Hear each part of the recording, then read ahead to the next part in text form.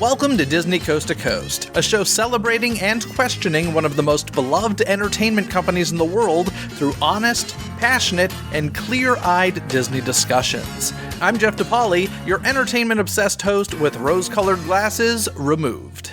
Today in the show, I have author Marcy Carriker Smothers joining me once again to discuss her latest book from National Geographic, 100 Disney Adventures of a Lifetime, Magical Experiences from Around the World.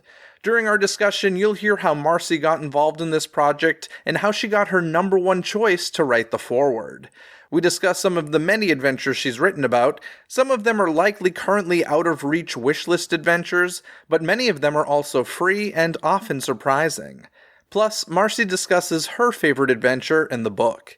Hear all of that and so much more right now.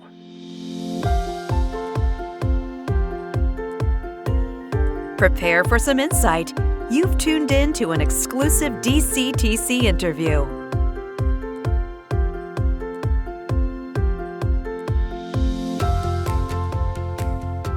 Hello, Marcy, and welcome back to Disney Coast to Coast. It's been pretty much exactly a year since the last time you were here, so are you just going to annually put out books at the end of the year for me to interview you about?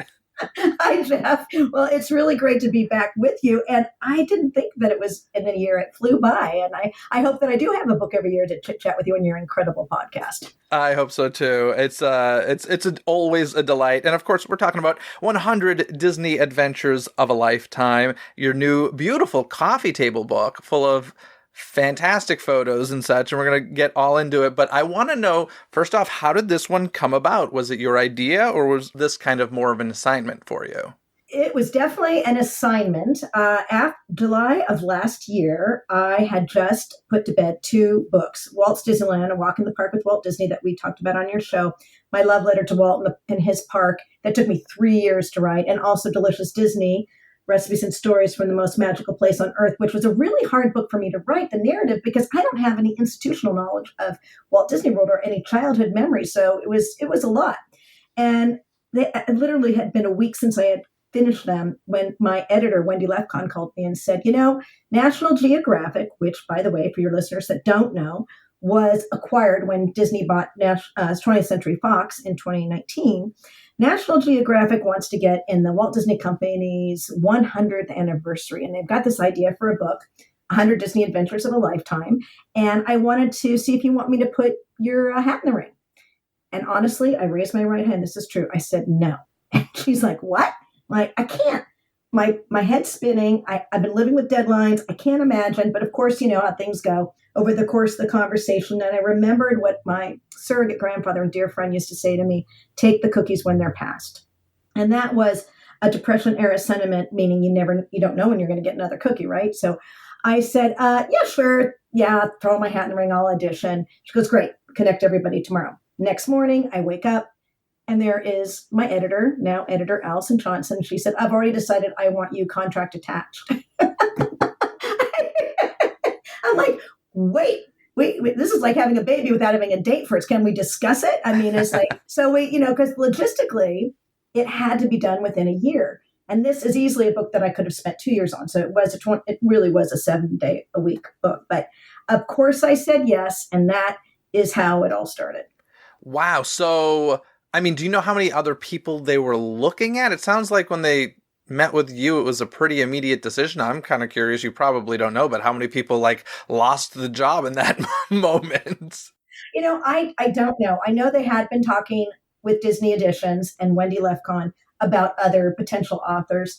And I think from what Allison, who's now also a really good friend, shared with me, she just loved Eat Like Walt and sort of my love for Walt Disney. And I guess I would say my pretty ordinary writing style. I'm definitely not erudite.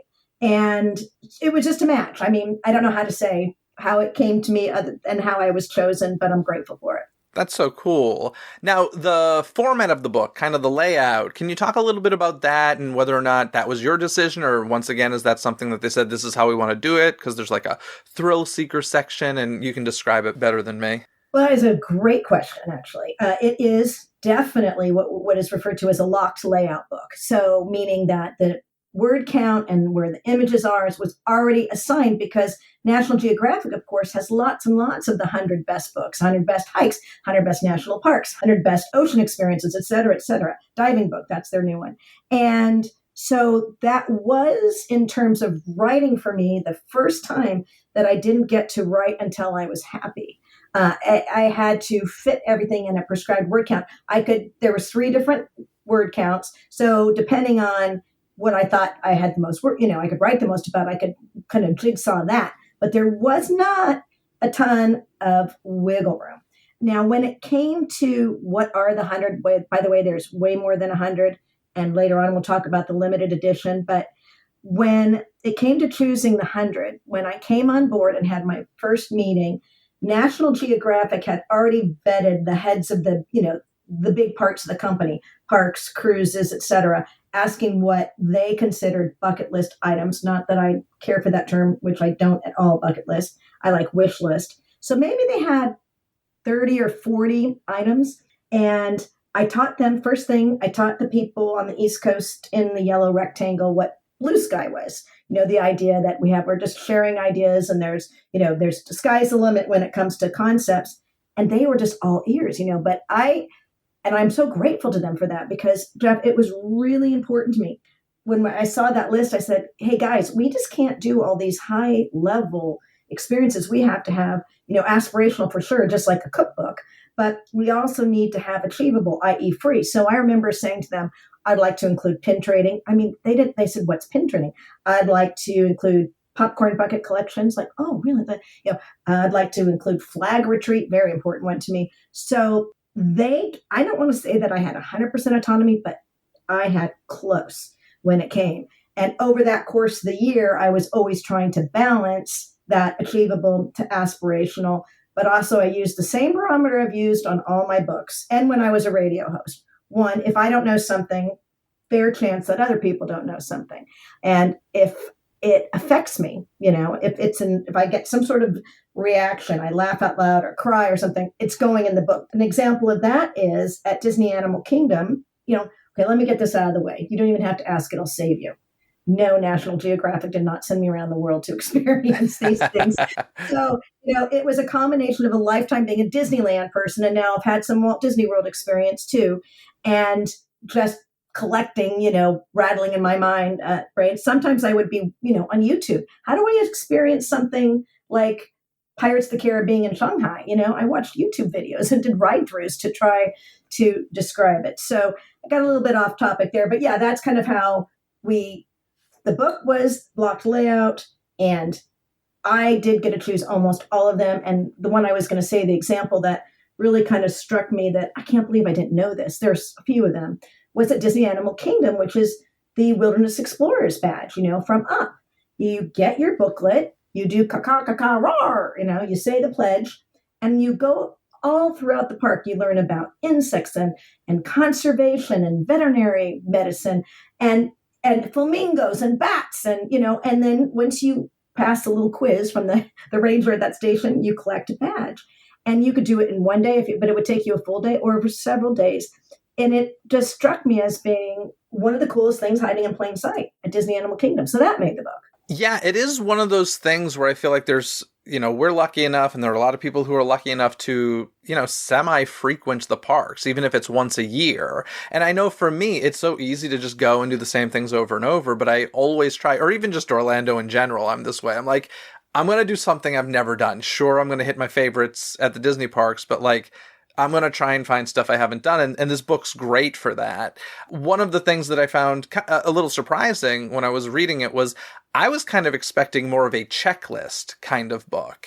And it's not set up like that at all. In fact, I think the term 100 Disney adventures is very misleading because it's hundreds of Disney adventures, really. When they say adventure, they're not talking about one thing. For example, you'd say experience, Halloween at a Disneyland resort or at a Disney resort. And within that adventure are many different options that you would talk about. So I found that really kind of interesting. Did you know that going in that it was going to be like that? Yeah, I mean, I'm totally supersizing it, dude. That was going to be for sure. And there's, two things. I'll go back to the checklist. One thing is, yes, it is way more, but you got to remember again, I don't want to lean into this too heavily, but it was still the pandemic. And things I wanted to include had not reopened or even opened yet. And so you can't, as much as I would be saying, please, please, please include this, I could get overridden in a couple of cases. One example of the one that I said, oh, come on, like Hoop-de-Doo music review. Guys, that's coming back, Bibbidi Bobbidi Boutique, and at the very end, they announced they're coming back, so they made the book. So there are ones, if I get lucky enough to do a next edition, it will be, talk about supersized. I don't know what we're going to call it because it'll be way more than 100 and all the other things that I couldn't include, even things like Phantom Manor at Paris Disneyland. I wish I'd had room to include that. But for the wish list, I did not want that. I did not want anything that, number one, that read like a brochure or some sort of company thing. I wanted it to read like something I would read myself. And one of the other things in this first Blue Sky meeting with National Geographic is I said, we're celebrating the 100th anniversary of the Walt Disney Company. And I really want to include Walt here. And like, sure what? So, well, there's all these. I want an Adventure by Walt series in each chapter. And really, these are going to be ways for the reader to get to know Walt and the things that inspired him and actually go to visit those locations. And P.S., they're not owned by Disney, right? They're not. And they're like, great, So, I have all those and I've woven Walt, as I'm sure you've seen in captions, in More from Walt, within, if there's anything that harkens back to Walt, any attraction, any experience, he's in there. For the wish list, the other thing I said in the Blue Sky was, if there could be some ephemera, a map that you could pull out from the book where it would have all the places in the world, or as many, because you can't get them all on the map, places in the world significant that affected Walt, and call it the happiest adventure on earth. And the person that was, I didn't know at the time, who I think is the lead senior editor at National Geographic, said, we have 10 cartographers on staff. Would you like us to assign you one? Mic drop. And then this map, which is in the limited edition, which I'll get to in a minute, then on the other side, so then a couple of weeks later, I come back and I say, well, we should have something that readers can check off. Can we do another sort of poster where they could check them off? And they said, sure. So you get that in the limited edition, which is only sold on Shop Disney and in the parks. It's linen covered. And it also has these 23 bonus adventures for the 100th anniversary. And honestly, Jeff, some of those 23 are 100% my favorites, but couldn't make it in the regular edition. So they are in the limited edition. So maybe, I don't even know how many adventures I'm up to if you counted every single one, but it's a lot.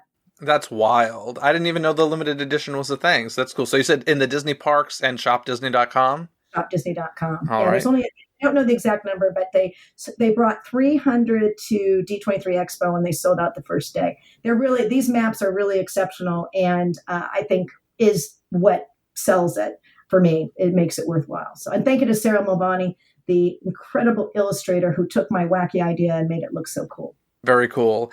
Let's go to the very beginning of the book. We need to talk about the foreword, because I'm sure you had a short list for the foreword, but you got Mr. Joe Rohde. And I gotta tell you, not only do Disney fans love Joe Rohde, I love Joe Rohde, I'm sure you love Joe Rohde, but he's so perfect for this type of book, because talk about when you think of an Imagineer who was an adventure seeker and went on so many adventures to benefit the Disney parks, it's Joe Rohde. So how did that all come about? So in the same Blue Sky session, where I said Adventure with Walt entries, and I have this idea for a map, the happiest adventure on earth, I said the very first day, oh, by the way, I know exactly, there wasn't, so on the list was one, I know exactly who I want to write the foreword. And I have to be honest, without any disrespect, I don't mean that at all. I don't think they knew. Again, these are National Geographic people. I don't think they knew who Joe Rohde was. But at the time, because it was really early on, this was my first call in July. And I said, he is the ultimate Disney adventurer. And I was so nervous waiting to find out if he would accept it, because they sent him a PDF of the book, how far along we were at that point, fairly far along, halfway through, I guess you'd say. And I thought, this is Marcy. I'm not erudite. I don't talk about art history. I'm kind of goofy. Will he even agree? I wasn't sure, Jeff. I mean, I really put it at 50-50. He would even consider it.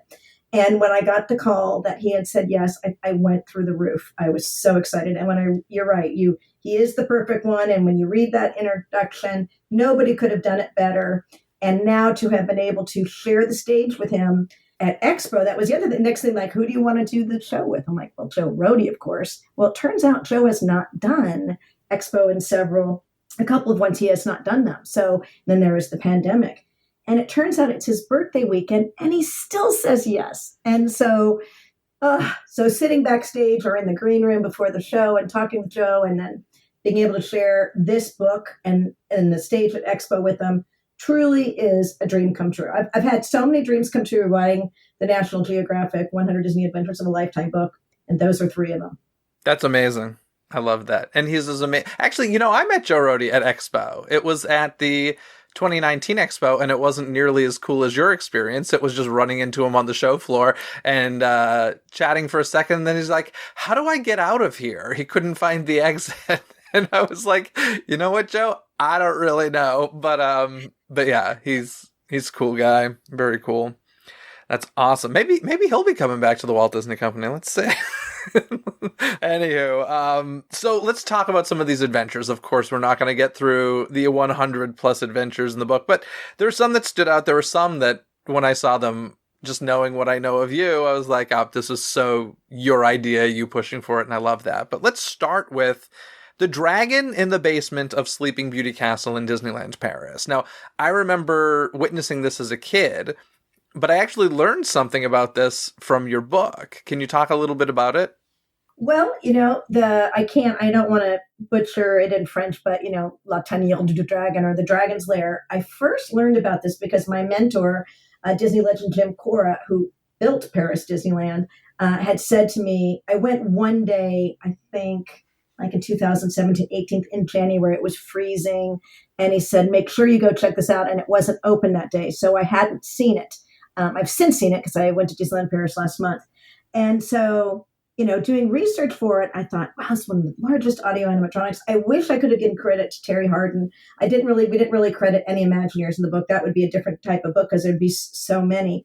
And, the one thing is, because the dragon has a cuff on, a lot of people thought that he's a prisoner. But as I understand the story, is he's more of a pet dragon for Merlin. So it's not a Maleficent reference at all. It's Merlin. And really, having just been through the castle, Sleeping Beauty Castle in Paris, I do see there's the Merlin shop. There's all those references, just super cool.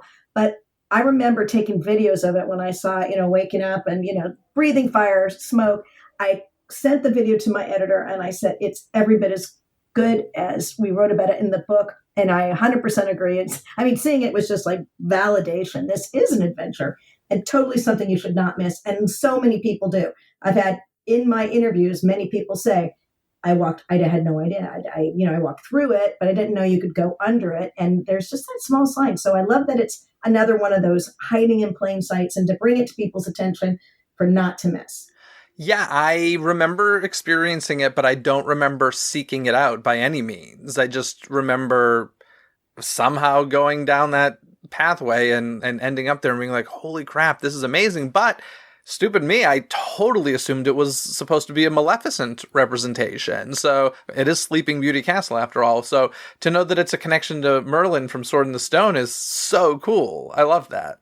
I thought the same thing. So, I suppose what's great about it is it can be both because there are no rules, really. Let's talk about the barbershop in Magic Kingdom. And this is something, how long has that been around? Do you know? I don't know. I could tell you I don't know. Yeah, because I don't remember this being a thing as a kid, but at the same time, I wasn't paying attention to it as a kid. But I know these days, like my brother taking his kids, he was like, oh, we're going to do the Main Street barbershop. And like, that's kind of another fun one, once again, in plain sight. But I don't think everybody necessarily knows about it. So why don't you talk a little bit about that? Yeah, the Harmony Barbershop at Walt Disney World, just, there on the Uptown Square, is pretty remarkable because you could get a haircut. I could get a bang trim if we wanted because they all are licensed, professionals. Marcy, I could not get a haircut. Okay. Well, You could get a shave. I could get a shave. And and so, but probably one of the things that you could do that talk about a gigantor or memory maker is have your child's first haircut there. And there's many packages and different things, but the idea is, you go in, lots of magic happening. You can get pixie dust in your hair, and you're having your child's first haircut on Main Street, USA at Walt Disney World is bragging rights for life, for sure. And we don't have that at Disneyland, which makes it super special that it is only at Walt Disney World. Yeah, it's very, very cool. Another thing on the list is something, now we're heading into that area of stuff that the Walt Disney Company doesn't own and doesn't really have control over, and that is the Walt Disney Family Museum, which I've only experienced once, and it was like the week before it opened. They had a special D23 event. So it's been a long time for me. I have a feeling you probably semi-frequent it. True or false? True. I live up in Northern California in the Sonoma County area, so I am just an hour with traffic away. And fun fact, I am a day one founding member of the Walt Disney Family Museum, and I have a pin to prove it. And it's a very special pin. I had to include it because, where else? It's the largest repository of Walt Disney history in America, other than the Walt Disney Archives in the world. I love the Walt Disney Hometown Museum in Marcy, which we can talk about, and that is an entirely different collection that mostly comes from Walt's little sister, Ruth. But with the Walt Disney Family Museum, they work in partnership with the company, Walt Disney Company, all the time. And they have been incredibly supportive to me. When I wrote Eat Like Walt, I knew nothing. I'm in the dark. And I was lucky enough to have 3 interviews with family members. And that's why there's so much intimacy, I think, about Walt in Eat Like Walt. And when it came to the images, for instance, the list that Walt wrote of his favorite foods for Fufu, his housekeeper, Mary Poppins cook, that was on the Disney Family refrigerator. When I saw that document in the Walt Disney Family Museum and Walt's loopy signature and, very clearly 1 vegetable only at meals, and all these instructions, I thought, this is the coolest way to get to know Walt Disney. And it's subtle, yet it is staggering. So they had never allowed that to have been published before, and they allowed me to publish that in Eat Like Walt, along with some of their precious images that were not owned by the Walt Disney Archives. So that is, there is a great partnership. I want to be really clear with the Walt Disney Family Museum and the Walt Disney Company. And also, I am just very grateful for our ongoing collaboration. Excuse me, I was going to have to go because really it tells the story of Walt from the very beginning, and gallery by gallery, each represents a stage in his life, whether it's his childhood, his time with working with the Red Cross, early animation, losing Mickey, all the way through to the Disneyland of his imagination, which is a remarkable model that was made of just not only the attractions that are there now, but the attractions that Walt planned and never lived to see, with a little Easter egg of Diane and Walt in Sleeping Beauty Castle holding hands, all the way to the last gallery, then World's Fair, which I love that gallery actually. And then but the last one is after Walt had passed away, and all of the sentiments that people had said about Walt and the editorials and the cartoons that people, and it's just, what a way to end it. So yes, go visit the Walt Disney Family Museum in San Francisco. Yeah, anybody that visits that museum that is even the slightest of Walt fans and who doesn't have some connection to Walt Disney, you will cry by the end, for sure. You'll probably cry if you're me. You cried in Gallery 2, Gallery 3. There's something remarkable in each one. And what's unique about this museum really also is how much is told in Walt's own words. So you can listen to Walt speaking about it, and then also Diane speaking and other people that knew him. But the actual voice of Walt that's placed throughout it is something that really captures just that extrasensory wonderfulness. Yeah. Now back to Hollywood, we got the El Capitan Theater, which is another one of those things. I always tell people, I get it. If you're coming to Disneyland Resort for a vacation, you're going to spend most of your time at Disneyland. But I'm like, guys, there is so much more to see and do. The El Capitan is a great example of this.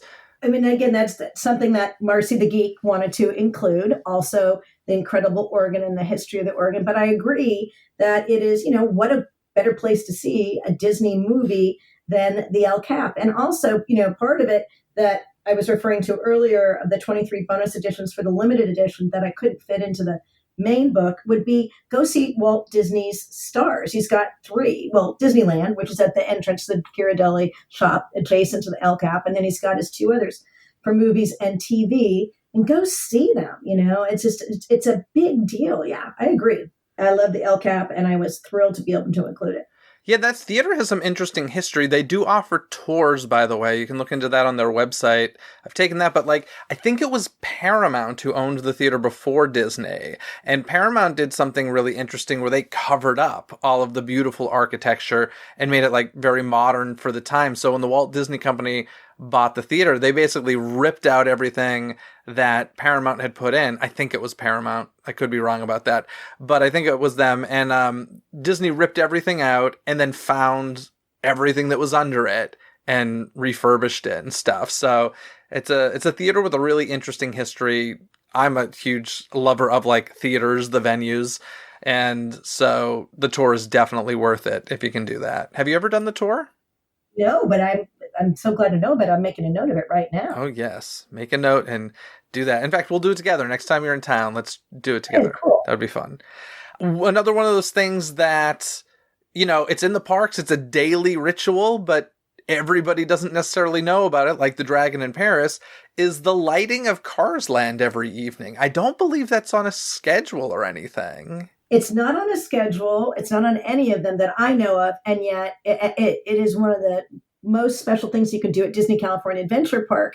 So, the lore goes all the way back for me to when the little boy says to his daddy, is this where they made the Cars movie? Because it looks so much like the movie. It's like you've stepped in. And just like in the Cars movie, when, the lights hadn't been turned on for years and Lightning McQueen says, is it getting dark out? And then the lights turn on. They do the same thing at dusk every day at DCA. And, it's kind of hard. I mean, I'm bad at timing dusk and I'll, exactly when when it's going to happen. But when it's getting close to getting dark. And the other thing they do is they play the shaboom, the same music they played in the movie. And it's really dramatic and super fun. I actually just did this recently for the holiday version because they do it for the holidays as well with the holiday lights. And I did ask a cast member, when's it going to happen? And he said, just Google when dusk is. And and seriously, it was a minute or two off from when Google said dusk was, and that's when it happened. So you're not going to find it on a schedule, but it's definitely a fun thing to check out. And I love those things that are just, literally there daily. And so many people, even annual pass holders or, magic key holders, don't necessarily know about this. So it's cool. Speaking of that, something I totally forgot even existed was a Pirate's Adventure Treasures of the Seven Seas at Magic Kingdom. That is another, if I could use the mind blown emoji, I've been walking past it forever. And then I was with a friend of mine who is a VIP guide there. And they said, back at Pirates Caribbean, if we only knew how to unlock this, the ship will turn over. I'm like, unlock what? He goes, all the magic. So and I've done this too, being the park geek, you go and you collect treasure maps and you find them. And as you do with your magic, what do we call it? The band. Magic band. Magic band, sorry, I was doing that. Magic band, once you find the location, which I have to tell you, I walked around a couple of them. It took me some time. There were a few that really stumped me.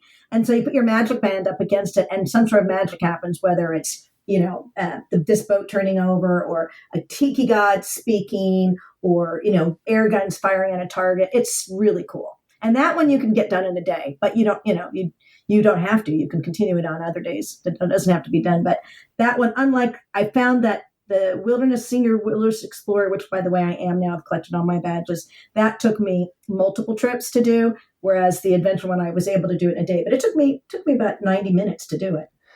Now, it's interesting. You mentioned this a little bit earlier, but you were writing this during pandemic when you didn't know what would and wouldn't be returning. So was there anything that, got cut because of that or? That's a good question.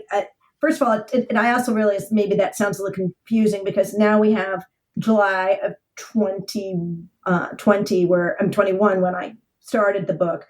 But by January of this year, 22, I was at Walt Disney World experiencing a lot of this. So I did get Walt Disney World is something that I definitely could see on hand. In terms of what was cut, I really can't speak specifically to that because I don't think it's my place to.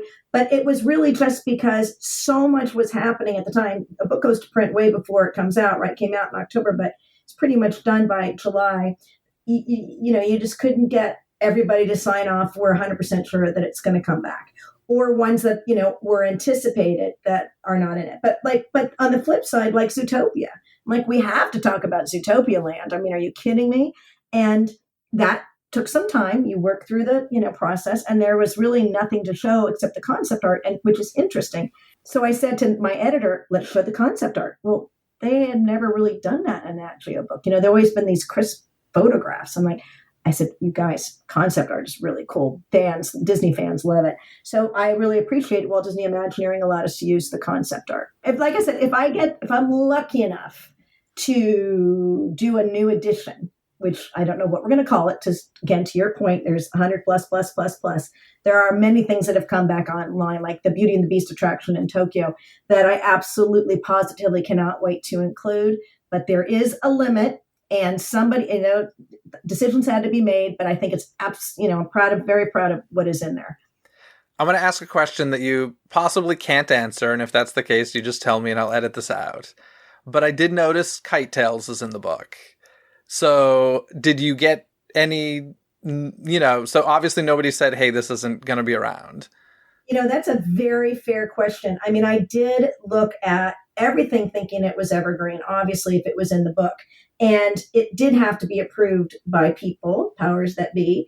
And nobody, I think at the time, knew that Kite Tails was going away. I thought it was a really unique show that should have been included. And I'm glad that it's included.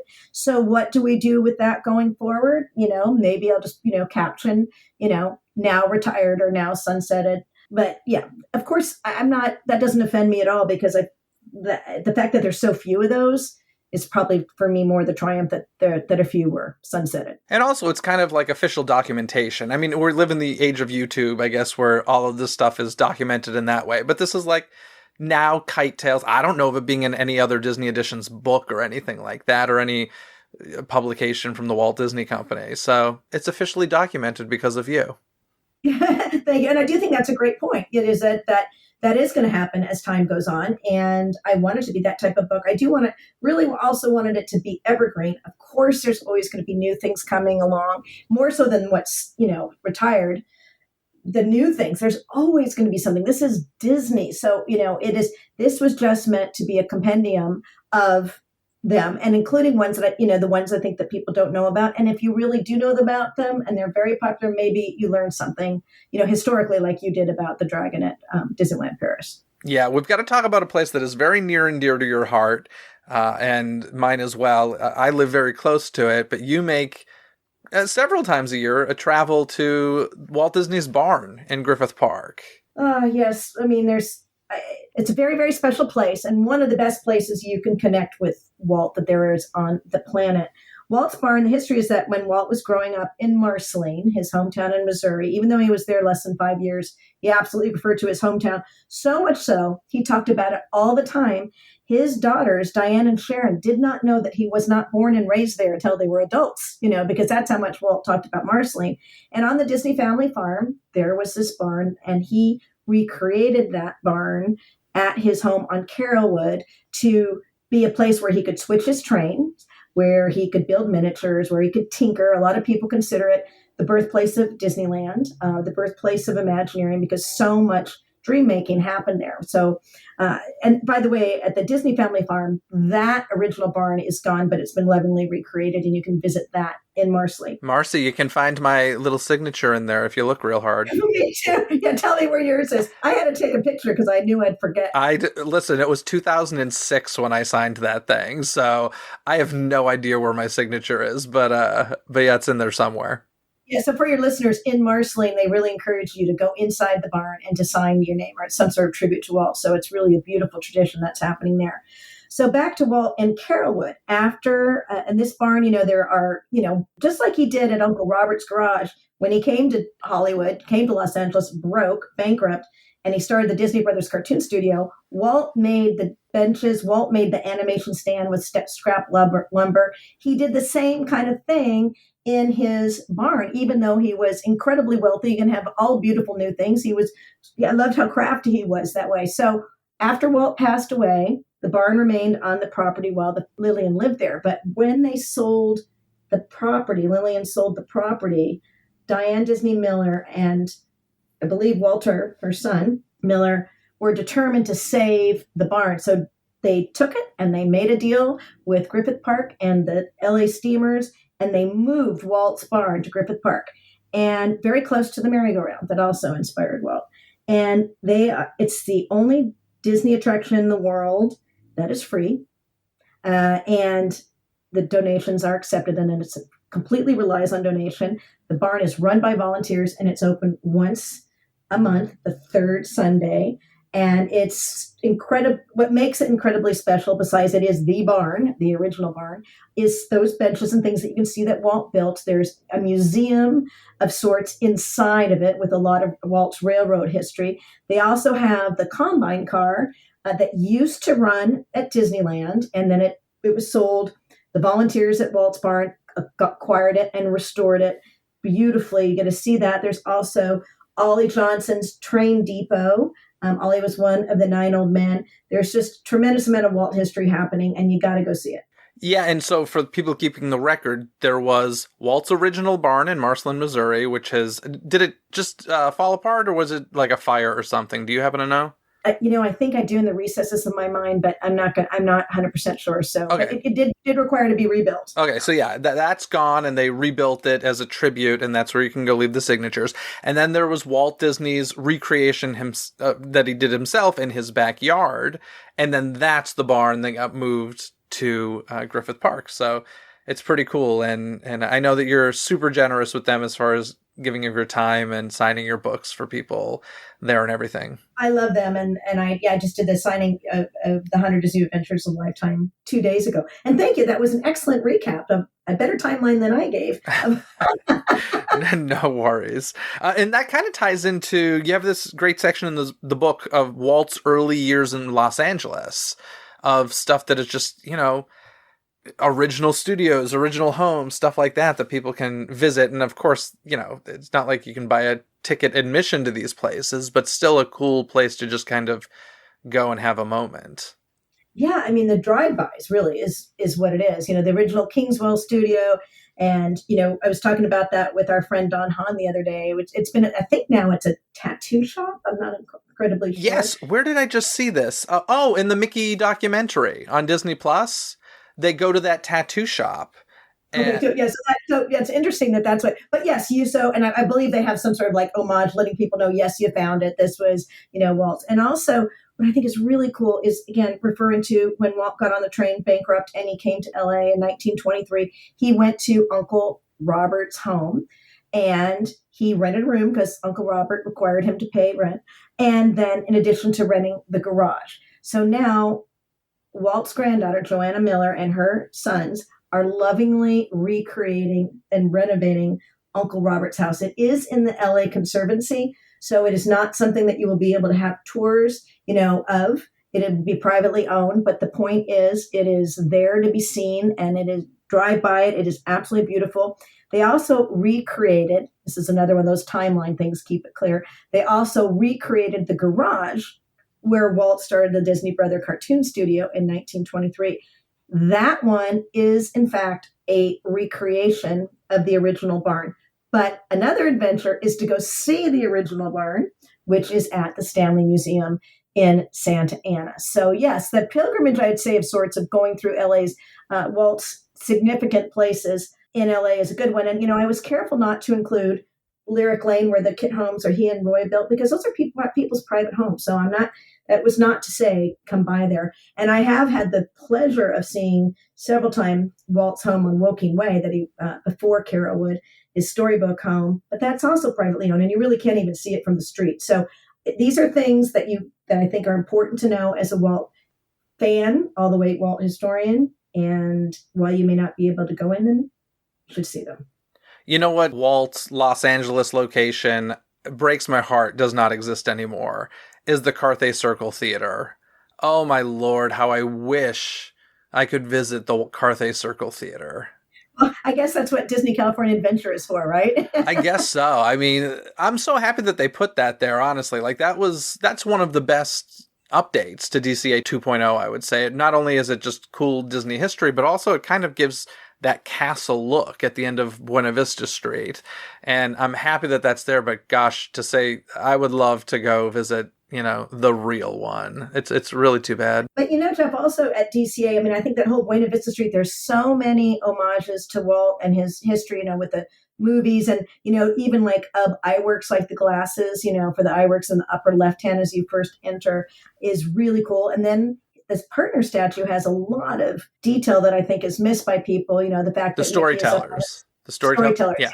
Thank you. Storyteller's partner statue, including the Kansas City newspaper that's in his back pocket, which is when, as a young boy, he was young teen, he was doing his route morning and night. And then Marceline is stamped on the heel of his shoe, that Mickey's on a suitcase, kind of like the Alice comedies. There's a lot of rich storytelling there, for sure. Yeah. Let's head back to Walt Disney World for a second, because this is one of those things, like I was saying earlier, if you've been many times, try different stuff. And one of the things that maybe a lot of people don't think about is a 7 Seas boating adventure. I did not realize you could rent private boats in the lagoons, and and you can, and that might be an example. That is one example of something that didn't make it into the book, that hadn't come back yet, is the yacht, if you will, that luxury experience that is moored at the Grand Floridian, and you have a captain driving for you, and you have cocktails and all of that.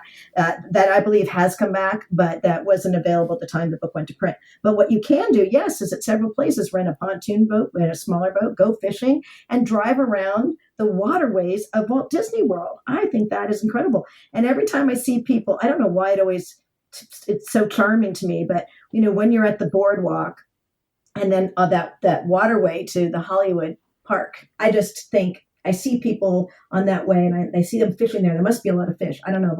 That's where I see people moored the most. So yeah, I definitely got in a little bit of trouble once on a little boat in 7 Seas Lagoon, where I guess I drove into an area I wasn't supposed to, and I got the Disney police chasing me because I guess I was in the way of the parasailers or something. I don't know, but that happened. I would be afraid I don't know if I would have the courage to drive for that reason alone, like going, I don't know, but yes. So that is an adventure, navigating the waters on your own. It was quite the adventure, I'll tell you. Let's talk about Walt Disney's birthplace for a minute, because I know last I looked into this, it wasn't 100% complete. Is it still in that same spot as far as, accepting visitors? As far as I know, it has not opened to visitors yet. It is also something that's done by, people that are absolutely doing their best and with resources when they can, how they can, and then the pandemic happened. But I included it because, again, if you're in Chicago and you can go to Trip Avenue and you can just see that house, his parents built it, Flora designed it, he was born there. I think it is I consider that a Walt adventure for sure. And just keep looking at the site. It's easy to, Google, just like when dusk is at Cars Land, and find out when it should be opening shortly. Now, you also list some of those dream scenario Disney adventures that even you, I'm sure, are dreaming about. I think the biggest one is the Around the World and Parks in 24 Days. This was less than a year ago. They announced this ultimate Disney vacation. Yeah, way less than a year ago. Yeah, because I think you need to go on a research trip for when you do the updated version. I think they need to send you on a little research trip. And if you have a +1, I will be happy to carry your suitcase. Duly noted.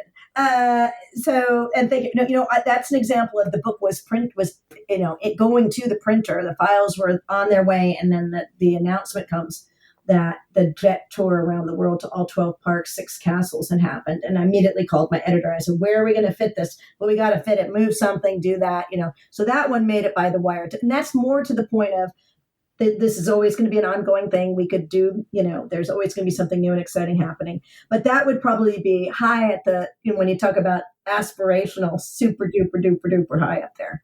So did you actually have to remove something from the book, or did you make font smaller somewhere, or remove a photo? No, just built it a box in an area that had been, that had been blank. Because you'll see there's some, and I'm not a visual person at all. And I also have to thank Adrian, who's the photo editor. There was a spot that we were able to, but it's very small. And I wasn't able to elaborate. I had like 40 words or something like that. Whereas had we known that before, yes, I would have had to move something in order to write more words about it. Yeah, let's talk about at Disneyland. We got 21 Royal, which is, gosh, it's probably been a while now, but I still think of it as new because I remember going up there into the Dream Suite when it was part of the tour. Yeah, for the 50th. Well, of course, Walt's original apartment is above the fire station on Main Street, USA Town Square. Recently was added to a tour. I don't know how long it's going to last. This tour had not been announced when the book went to print. But Walt's Main Street USA, which includes going to Walt's apartment and having snacks out on his patio. But that is where Walt, no question, lived, spent time, worked. He was planning a second apartment above Pirates of the Caribbean in New Orleans Square. He had gone shopping with actually my friend, Tanya McKnight Norris, one of his Imagineers who decorated Club 33 and the Haunted Mansion, and Lillian picking out antiques from New Orleans because, of course, his apartments reflect the land they live in, just like the attractions do. I mean, and so he died before it was finished, and Roy didn't want to continue saying that it would be too sad. It reemerged using the concept art, mostly, as far as I know, by Dorothea Redmond, as part of the 50th celebration in the Dream Suites, when randomly people would come in and say, "You've won the Dream Suite, and you've got to stay overnight. You got to go in the Haunted Mansion when it was closed." I think, you've got concierge service for food. I would love to have met somebody that actually won. I did have the opportunity, like you did, to tour it after the fact when it was still right after the 50th, and staggering. So now 21 Royal is those apartments, and you get to have dinner in what would have been Walt's and Lillian's and Roy and Edna's private dining room. And it is prepared a multi-course Michelin level, prepared by Club 33 chefs. And it's an all-inclusive experience for 12. And it's very expensive. But I think that I've always thought, well, if I can just find 11 friends ready to go in with me, I'm going to do it one day. Yeah, it's a beautiful spot. So, yeah. And on the second floor, to be clear, you're overlooking New Orleans Square. You're going to see Phantasmic. You see the Rivers of America. You get cocktails and hors d'oeuvres in the private patio before you move into the dining room. It's this elegant china. It's a very, don't generally care for that term elevated, just like the word curated overused, but it is a very elevated experience and something to aspire to. Yeah, and of course, this being a National Geographic book, you had to talk about the National Geographic expeditions that are now part of, the Walt Disney Company. And is that like a branch of Adventures by Disney? How does that work? I think that they are maybe now combined because it's one company, but it's Adventures by Disney and National Geographic Expeditions. And they're similar and slightly different. I would say the National Geographics are, pretty heavy in science and learning and what you would expect. But both Adventures by Disney also has experts. So both of those trips, whichever one you take, will have experts guiding you from place to place. But of course, with Nat Geo, for instance, Antarctica, which is considered in the Galapagos, some of these trips that I can imagine how extraordinary they would be when you were being guided by National Geographic leaders and scholars would be tremendous. Yeah, very cool. I must note that, you had mentioned earlier you wrote a book called Eat Like Walt, The Wonderful World of Disney Food, and there is a section of this book called Eat Like Walt. I'm going to assume that section title was your idea, and what was it like to what made you want to go back to that? Well, again, Jeff, because it's a way to connect with Walt. And I see it all the time when I go to the Tam O'Shanter, that people want to be in the spots where Walt was. That's why I think Eat Like Walt, one of the reasons why it was appealing to the reader was because it was a way to connect with Walt. Walt was a regular average guy. He really was, despite being an extraordinary human being. So going to some of these restaurants where he frequented just as a way to, do what Walt did. And yes, I called it Eat Like Walt just because, why not? It is what it is, that's go and eat like Walt. And I didn't, again, there are a lot of restaurants that I list in Eat Like Walt that kind of like the Carthay Theater, example, are gone, but would have been really cool, like Chasen's or Hernando's Hideaway, where Walt would go. But it's worth noting that Walt eschewed fancy dinners and red carpets and all the kind of Hollywood's comings and goings. And he ate dinner at home almost every night. And after the kids left, he and Lillian would eat dinner on TV trays in front of the TV often. So a lot of these restaurants that he would go to oftentimes were lunchtime because he was home for dinner with his family.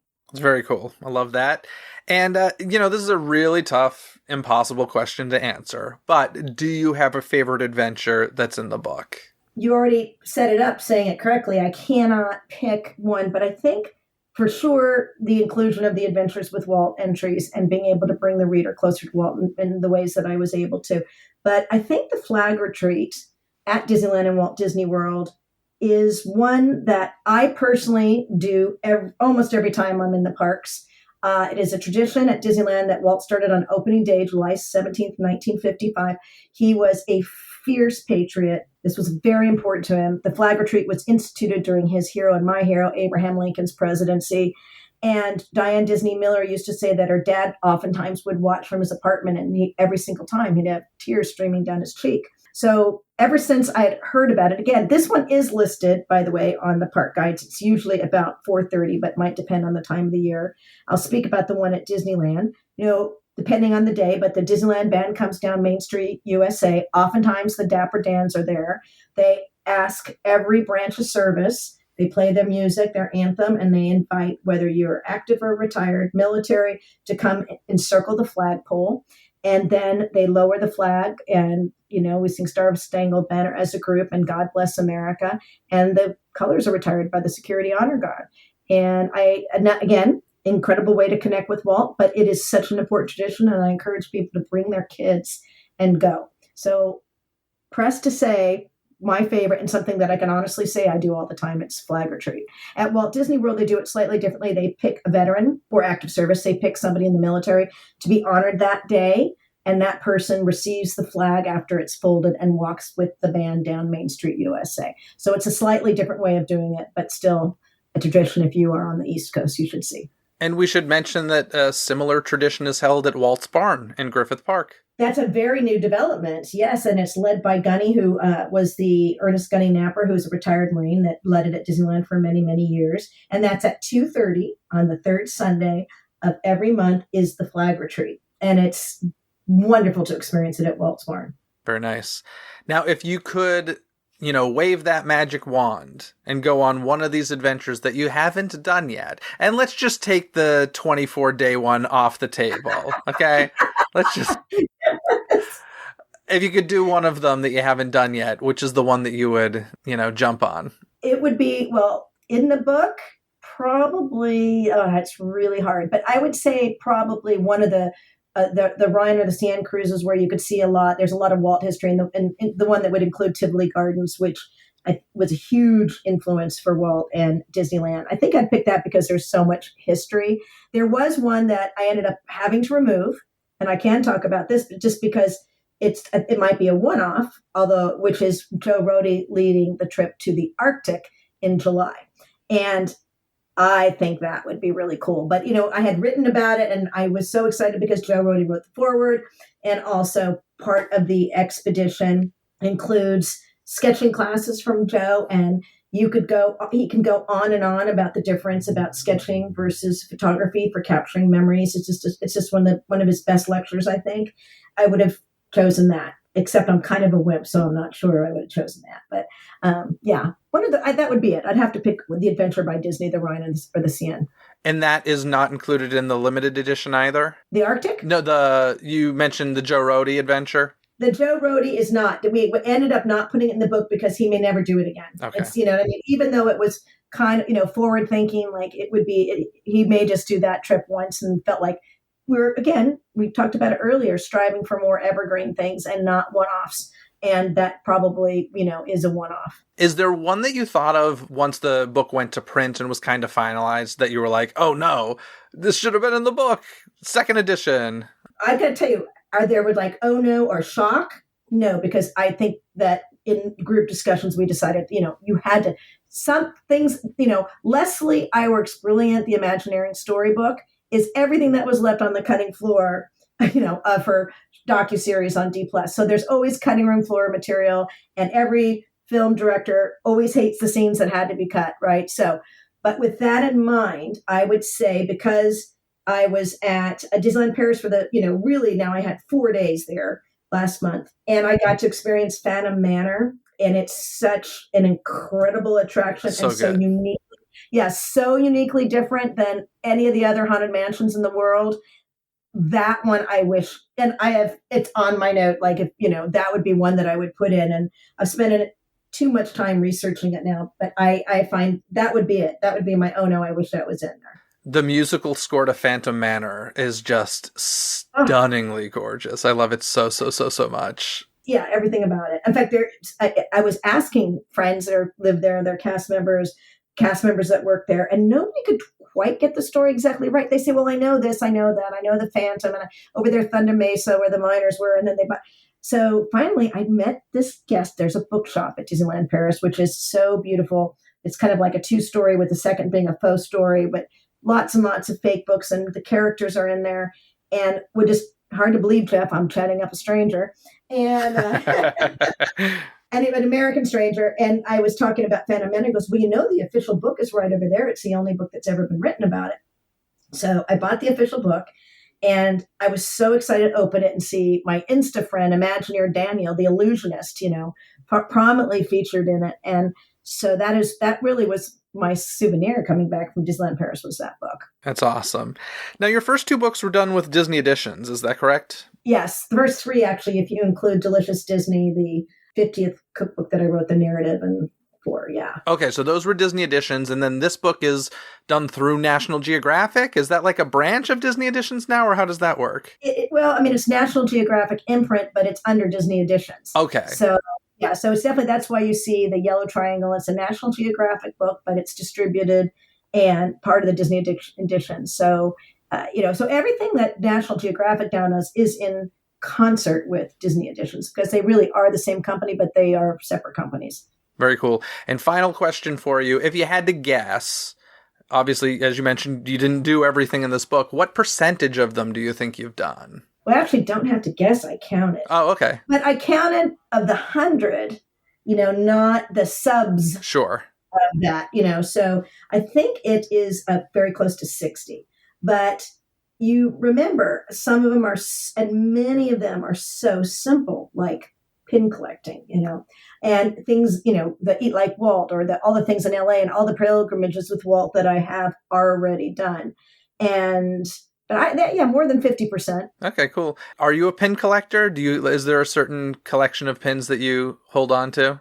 I used to pin collect a lot, and I have a lot of, I know, crazy, like particularly the attractions, the opening day attraction pin sets. I have actually every pin from the Soap Opera Cafe, if you could remember that. Oh gosh, at DCA? The DCA. Oh my gosh. I've never really organized them, and I know enough. I've met a lot of pin collectors, and I don't want to ever sell them, but that's kind of like my dream one day, is to get them organized and just, go to Disneyland and open up my whatever. It would take more than a satchel, and say, these are my pins, and just talk with people about the memories that came with them. I think it's a similar analogy to the way that Joe talks about sketching versus photography, because you take a picture, and then you're obviously somewhat disengaged and you move on. But when you are drawing, you're looking at every last detail and you're paying attention. And when you look back at drawings, more memories pop up than from a photo often.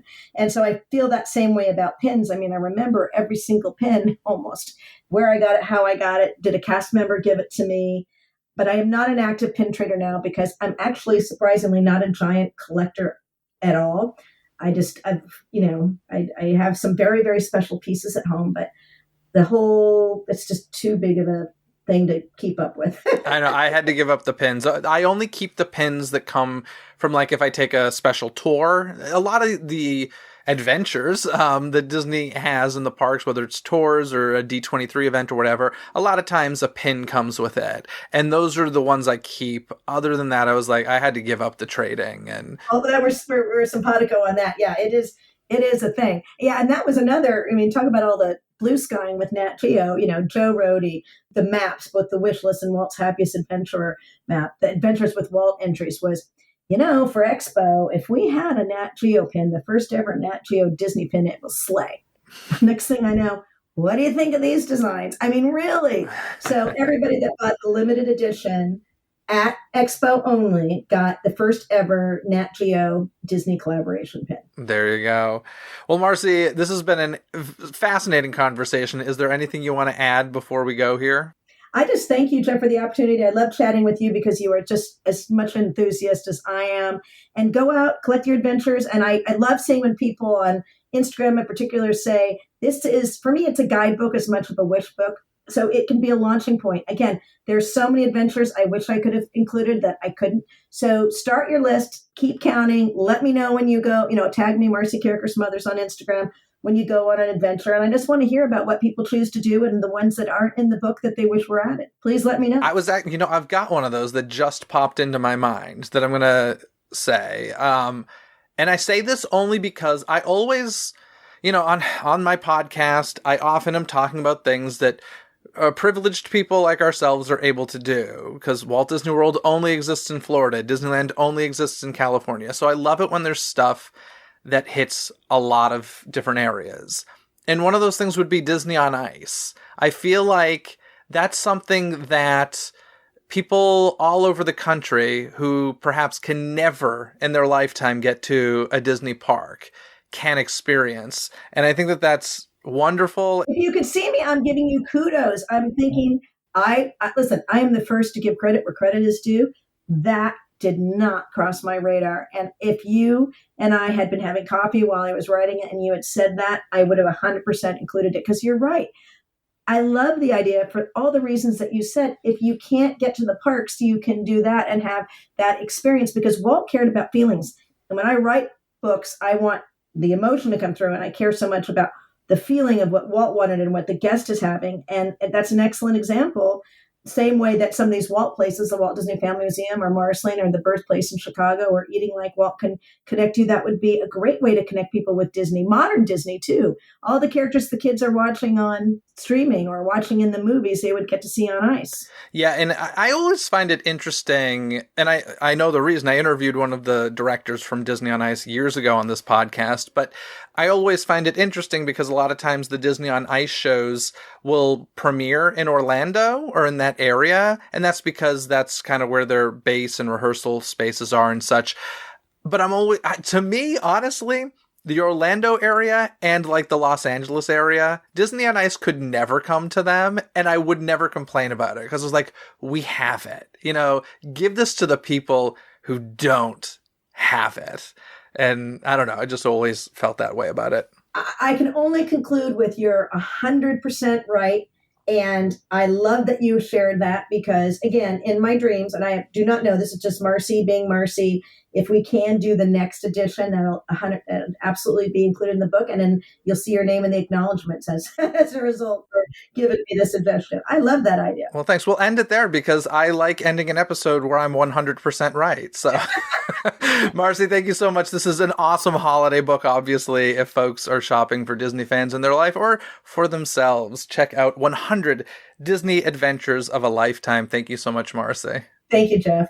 Thanks for tuning into this episode. Now, folks, if these sorts of Disney adventures sound exciting to you, I'd like to remind you that when you sign up for the Disney Coast to Coast newsletter, one of the free gifts you get from me is a document called America's Hidden Mickeys.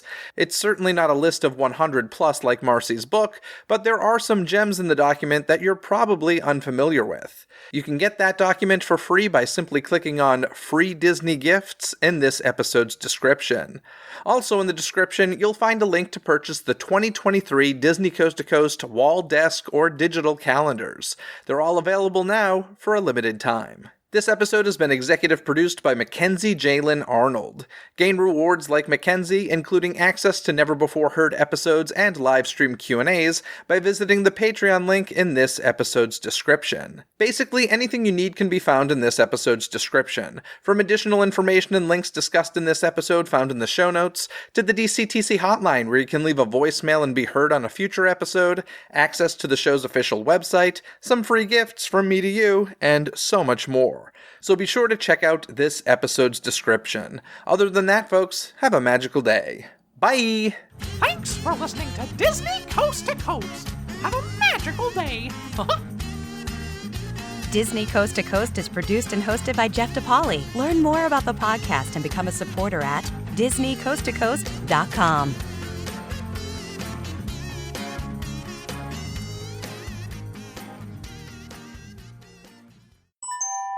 This podcast is part of the DePodcast Network. Learn more about this show, plus find more quality and entertaining podcasts at DePodcastNetwork.com. That's DEPodcastNetwork.com.